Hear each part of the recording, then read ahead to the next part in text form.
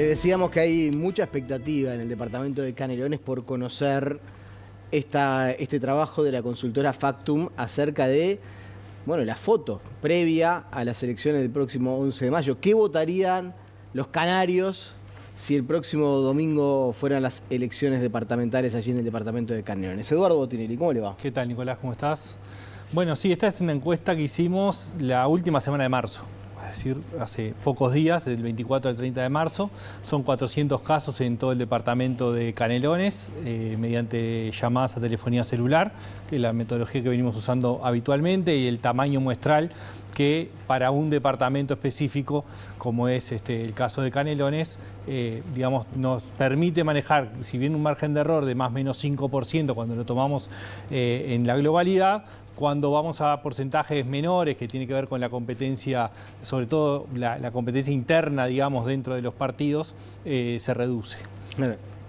Con un montón de experiencia acumulada que tienen ustedes en saber no cómo se comporta el electorado, porque eso obviamente que cada elección cambia, pero sí de dónde extraer las muestras en un departamento tan variado como Canelones, que no es lo mismo Las Piedras que la región Santoral, la costa, tiene realidades muy diversas. Sin dudas, ese es un elemento muy importante, sobre todo para el caso de Canelones, o departamentos que tenemos variedad, heterogeneidad importante en el territorio en cuanto a la composición sociodemográfica de los departamentos y territorial.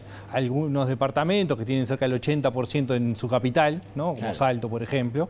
Y otros quizás sea más fácil. Bueno, por lo menos es más fácil en un sentido, digamos, desde el punto de vista geográfico, pero internamente la ciudad es muy heterogénea también, entonces claro. También eso hay que considerarlo. Y otros departamentos que tienen menos de la mitad de la población en la capital y tiene más disperso en todo el territorio. Bueno, y Canelones tiene esa diversidad de territorios, tanto en la urbanidad como en la ruralidad y tradición también distinta en el vínculo político. ¿Qué dice la encuesta de cara al 11 de mayo? Bueno, el primer dato tiene que ver con la intención de voto por partidos. Recordemos que en el caso de Canelones, como Montevideo y Salto, la coalición republicana se presenta como tal, como un partido, a diferencia del resto de los 16 departamentos donde los partidos van por separado.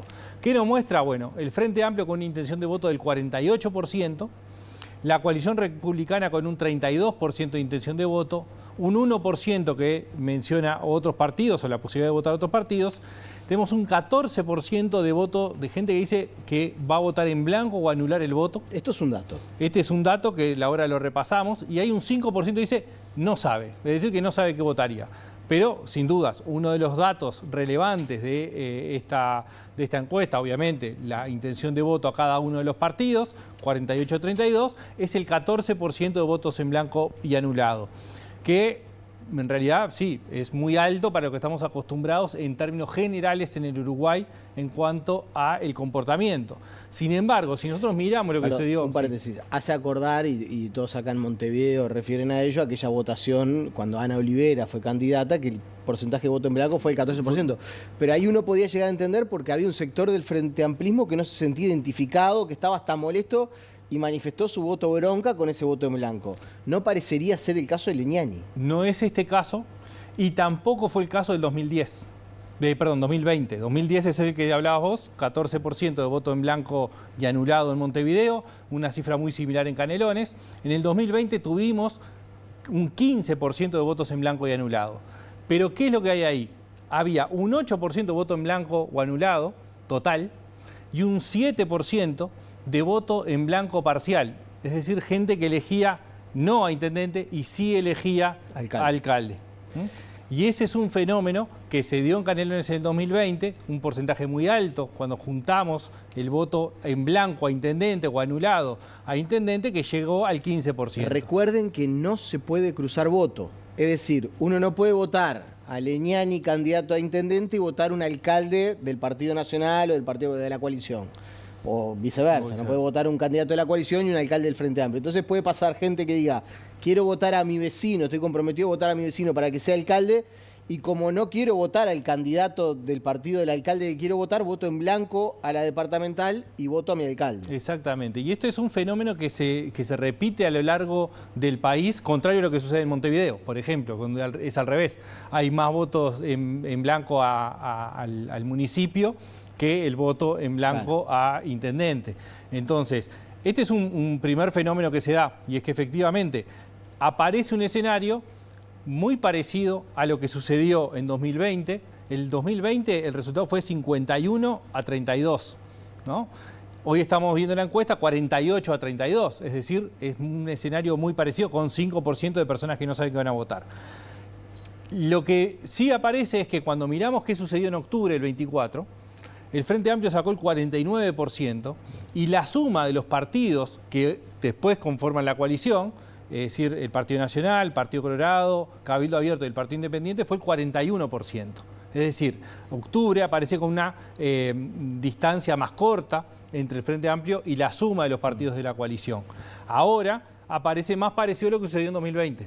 2020 fue 51-32 y la encuesta nos está mostrando 48-32 con 5% de no sabe. Lo que hay que ver es obviamente el comportamiento hacia adelante en términos de este tiempo que queda de aquí a las elecciones. Y también si finalmente este voto en blanco o anulado, que tiene un componente del voto a lo municipal, se termina sosteniendo como sucedió en 2020 o hay un comportamiento más alineado hacia el lado de las candidaturas.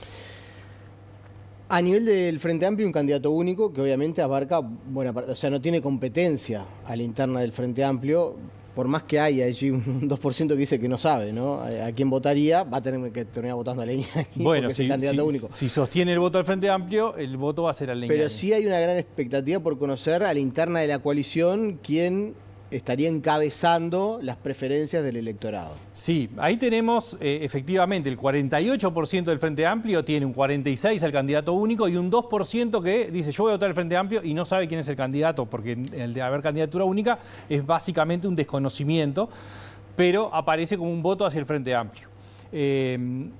Acá la fórmula que repite el Frente Amplio es lo que hizo en 2020 también, ¿no? Candidatura única y hay una competencia múltiple en el caso de la coalición republicana, que tiene 2 candidatos de origen Partido Nacional y 1 origen Partido Colorado, donde se ve una competencia bastante importante entre Lerete con 13% y Andújar con un 11%, y luego viene la candidatura de Walter Cervini con un 6%. Queda otro 2% de personas que dicen yo voy a votar a la coalición, pero no sé a qué candidatura voy a votar. Y después el resto de los datos son los que ya repasamos en la anterior. Pero entonces, claramente hay candidatura única en el Frente Amplio y la competencia dentro de la coalición republicana en Canelones está 13% Alfonso Lerete, 11% Sebastián Andújar y 6% Walter Cervini. ¿Qué creen, no qué quieren? ¿Qué creen los encuestados que van a votar en Canelones en el próximo mes de mayo va a pasar? O sea, ¿quién va a ser el próximo intendente de acuerdo a lo que creen, no a lo que quieren? Bueno, acá ya lo hicimos, lo estuvimos viendo con el caso de Montevideo. Vamos a ver qué opinan la gente de Canelones. Es decir, bueno, el 76% cree que el próximo intendente es Francisco Leñani. Hay un 6% que dice Lerete, un 6% Andújar y un 2% Walter Cervini. Hay un 10% que no sabe, no contesta y un 1% contestó otros. Esta foto es muy parecida a la que vimos de Montevideo. Cuando vimos quién cree que va a ser el próximo intendente de Montevideo, la suma de las candidaturas, de las 3 candidaturas que tiene el Frente Amplio en Montevideo, alcanzaban el 75%.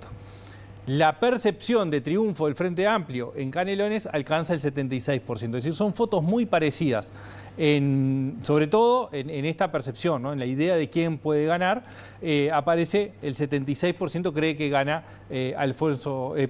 Francisco Leñani. Claro. Incluso eso es mayoría dentro de los votantes de la coalición. Sí, y eso es lo otro, y se parece mucho también a los resultados que tuvimos en Montevideo. El 56% de quienes dicen que van a votar a la coalición creen que gana el Frente Amplio. Y hay un 32% que dicen que gana una de las candidaturas de la coalición. Dentro del votante del Frente Amplio, el 90% cree que gana el Frente Amplio. Es decir, y en esto también se parecen mucho las respuestas de Montevideo y las de Canelones. Porque en Montevideo teníamos cerca del 55% de votantes de la coalición que decían que ganaba el Frente. y acá tenemos un 56%. Y cerca del 90% de los votantes del Frente Amplio en Montevideo decían que ganaba el Frente Amplio. Y lo mismo sucede en Canelones. Votantes del Frente Amplio en Canelones que dicen que gana el Frente Amplio. Entonces, diría, son escenarios que son muy parecidos entre sí en cuanto a la construcción de imagen de la opinión pública y relativamente parecidos lo que es la intención de voto, que no muestra grandes diferencias con lo que vimos en 2020. Y que con ese escenario tampoco tiene demasiado margen para sorpresas. En principio no parece que pueda haber algún tipo de sorpresa. Eduardo, muchas gracias. Gracias a ti.